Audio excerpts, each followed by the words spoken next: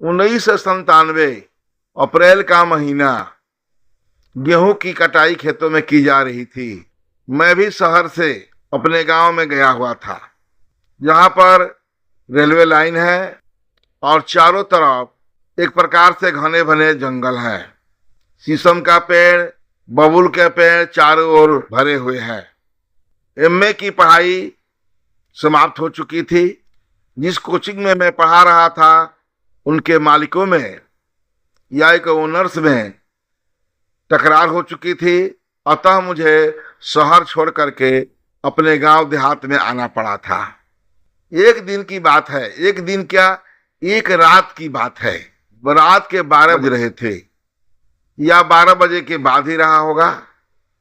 अचानक शीशम के पेड़ से या कहिए शीशम के बागीचे से, जो कि मेरे घर से उत्तर और पश्चिम दिशा की ओर है, एक विशेष प्रकार, एक विचित्र प्रकार की, ये कहिए डरावनी सी आवाज आ रही थी। बदल बदल कर आवाजें आ रही थी, कभी बकरी की बोलने की, तो कभी सियार जैसे अन्य जंगली जानवर की बोलने की। उसको वो बात जो स्पष्ट नहीं है, बकरी की बोलने की, मिमियाने की आवाज तो मैं समझ पा रहा था। ये मेरे कानों को परेशान कर रही थी।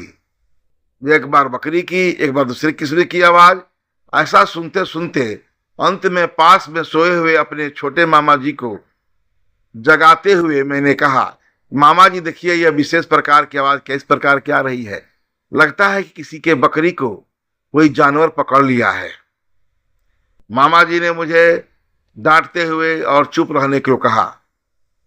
फिर भी मैं उतावले में था, क्योंकि मुझे ये नहीं पता चला कि आखिर में बकरी की आवाज आने से मामा जी इतना बेचैन क्यों है, क्यों चुप रहने को कह रहे हैं। फिर भी उनके कहने से मैं चुपचाप होकर धीरे धीरे अपनी निद्रा में आ गया। जैसे ही सुबह हुआ, उस शीशम के बागीचे की तरफ, जो घर दो बगल घर थे, उन दोनों घरों में गया और छानबीन किया कि क्या किसी के बकरी गायब हुई है, क्या कोई जानवर बकरी को खा लिया है। दोनों घरों से यही जवाब मिला, दोनों तरफ के घरों से यही जवाब मिला कि नहीं, किसी का बकरी गई है, ना कोई आवाज आया है।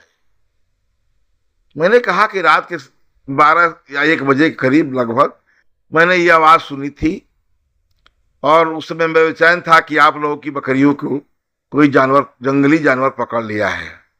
उन्होंने कहा कि ऐसा नहीं है, मैंने सुना भी नहीं है, लेकिन लोग कहते हैं कि कभी कभी यहाँ इस बागीचे से, शीशम के बागीचे से एक बकरी की आवाज आती है, और एक दूसरे जानवर जिसको लोग माउड़ कहते थे, कि माउड़ की भी आवाज आती है।